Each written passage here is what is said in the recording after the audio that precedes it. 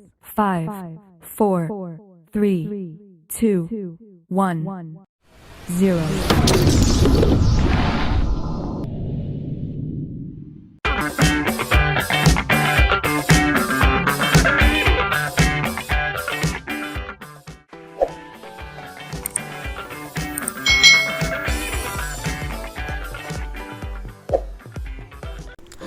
Hai, selamat datang di channel YouTube Kak Citra. Apa kabar adik-adik semuanya? Kak Citra berharap kalian dalam keadaan yang baik, sehat, dan siap untuk belajar ya. Hari ini kita akan belajar bersama-sama masih pada mata pelajaran tematik kelas 4. Kita belajar di tema 7, Indahnya Keragaman di Negeriku. Subtema 3, Indahnya Persatuan dan Kesatuan Negeriku, pembelajaran yang kedua.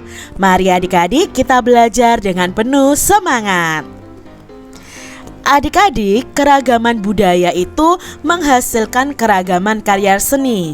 Salah satu contoh karya seni itu berupa seni rupa ya. Ada seni tari, seni musik, lalu ada seni rupa.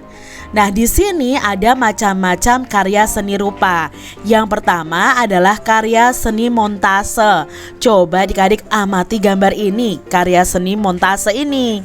Lalu ada karya seni rupa kolase. Ya, coba amati gambarnya. Berikutnya ada karya seni rupa mozaik dan karya seni aplikasi.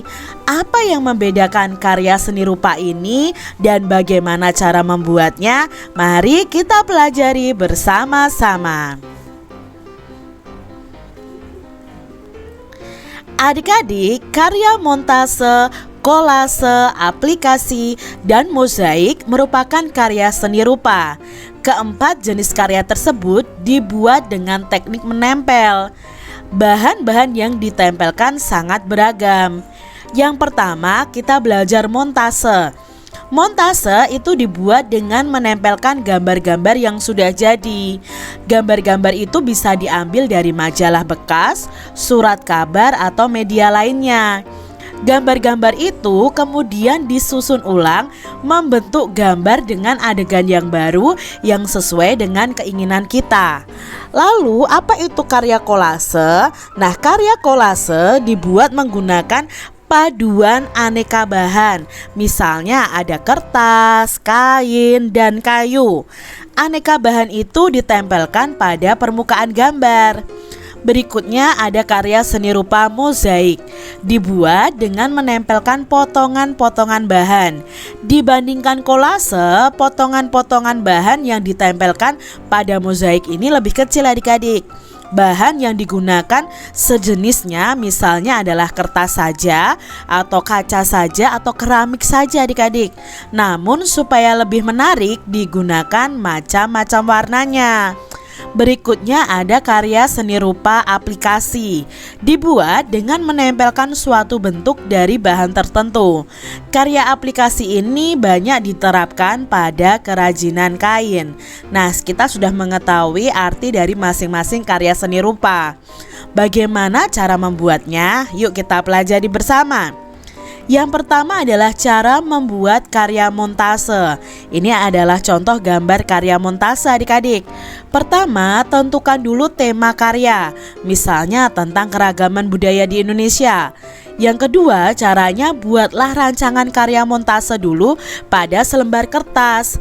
Yang ketiga, carilah gambar-gambar sesuai rancangan. Gambar-gambar itu dapat kalian peroleh dari buku bekas, majalah, atau koran bekas. Berikutnya, guntinglah gambar-gambar tadi dengan baik adik-adik. Rekatkan potongan gambar pada kertas sesuai rancangan kalian.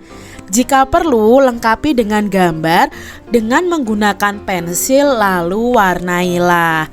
Nah, montase ini kan gabungan dari beberapa gambar menjadi gambar yang baru yang memiliki makna atau arti adik-adik. Kalian bisa menambahkan juga dengan mewarnai atau menggambar di karya montase yang sudah kalian tempel. Berikutnya, bagaimana cara membuat karya kolase? Nah, ini adalah beberapa contoh karya kolase. Kalau yang di atas ini dari daun, kalau yang di bawah ini dari biji-bijian adik-adik. Pertama, buatlah gambar pada selembar kertas yang sesuai dengan tema yang dipilih.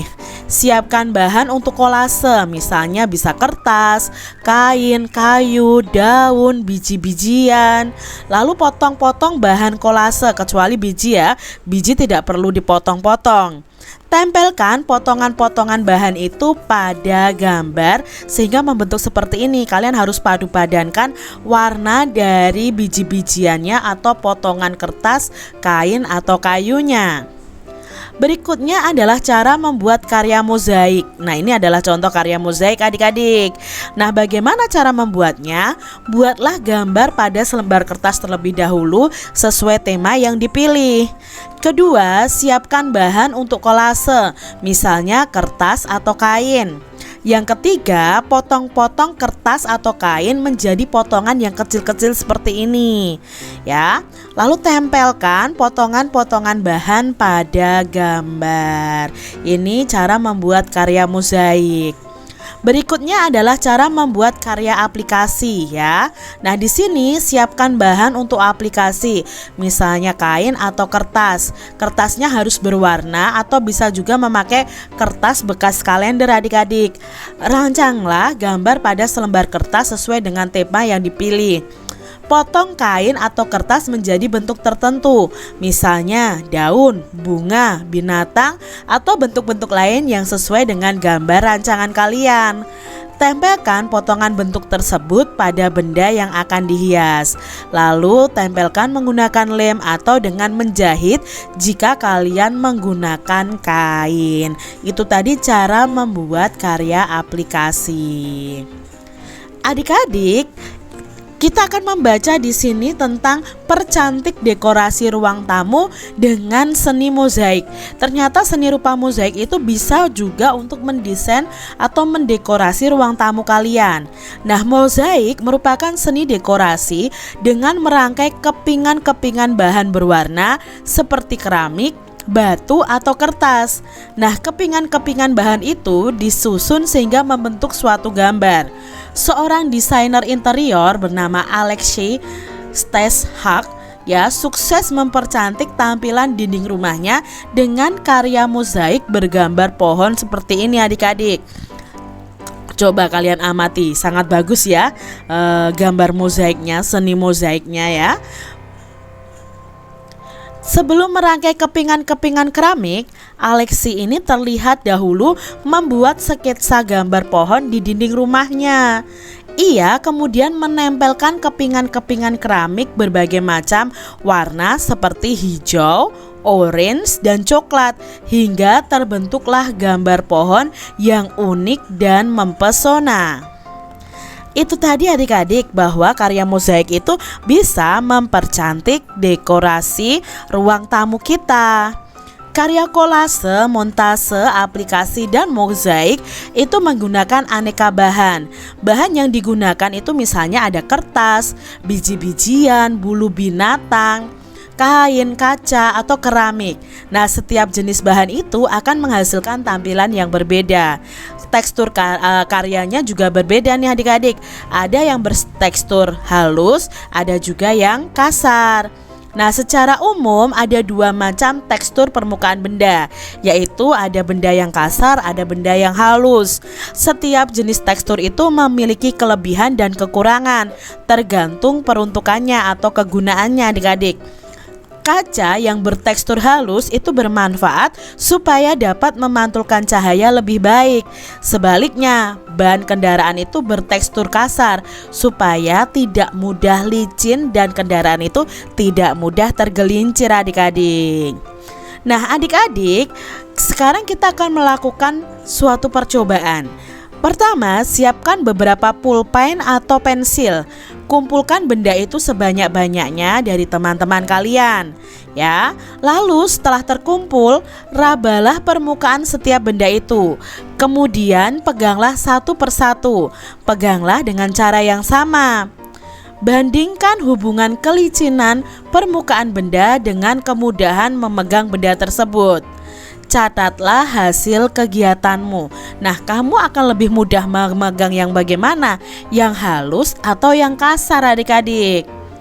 Di sini, semakin licin permukaan suatu benda, semakin sulit benda tersebut akan dipegang. Sebaliknya, benda yang semakin kasar permukaannya akan semakin mudah dipegang. Kekasaran dan kelicinan permukaan benda itu mempengaruhi yang namanya gaya gesek. Gaya gesek itu gesekan antara dua buah benda, adik-adik. Gaya gesek adalah gaya berlawanan arah yang dihasilkan oleh satu benda ke benda yang lain yang dipengaruhi oleh permukaan benda. Contoh gaya gesek nih adik-adik, misalnya adalah gaya gesek antara telapak tangan dengan benda yang dipegang, atau gaya gesek antara telapak kaki dengan lantai saat kita melangkah atau berjalan. Itu tadi masalah gaya gesek, adik-adik. Apa contoh gaya gesek dalam kehidupan sehari-hari dan manfaatnya bagi manusia? Contoh gaya gesek dalam kehidupan sehari-hari adalah penggunaan rem sepeda motor atau mobil. Nah, manfaatnya apa? Dengan adanya gaya gesek ini pada rem ya, dengan ban sepeda atau ban mobil, itu akan menghentikan benda yang sedang bergerak. Mengapa permukaan ban kendaraan itu dibuat kasar, adik-adik? Nah, permukaan ban mobil itu dibuat kasar ya, ban mobil, ban motor, ban sepeda dibuat kasar dan beralur ini agar bannya tidak selip dan tergelincir saat melaju. Selain itu, gaya gesek juga akan membuat mobil dapat berjalan dan berhenti. Nah, di sini kenapa dibuat beralur dan kasar bannya itu untuk memperbesar gaya gesek, adik-adik. Jadi kalian tahu ya mengapa ban mobil, ban motor, ban sepeda itu harus kasar dan beralur. Bahkan kalau halus kita harus segera mengganti ban tersebut. Ya karena apa? Kalau itu halus malah akan menjadi licin. Kita bisa tergelincir ketika menaiki mobil, motor atau sepeda tersebut. Demikian tadi adik-adik pembahasan kita di tema 7 subtema 3 pembelajaran yang kedua. Semoga video pembelajaran ini bermanfaat untuk adik-adik semuanya, dan sampai jumpa lagi di video pembelajaran Kak Citra selanjutnya. Tuhan memberkati. Jangan lupa tekan tombol subscribe, lalu tekan loncengnya, tekan juga tombol like, lalu share ke media sosial kalian. Jangan lupa untuk ikuti media sosial Kak Citra. Terima kasih.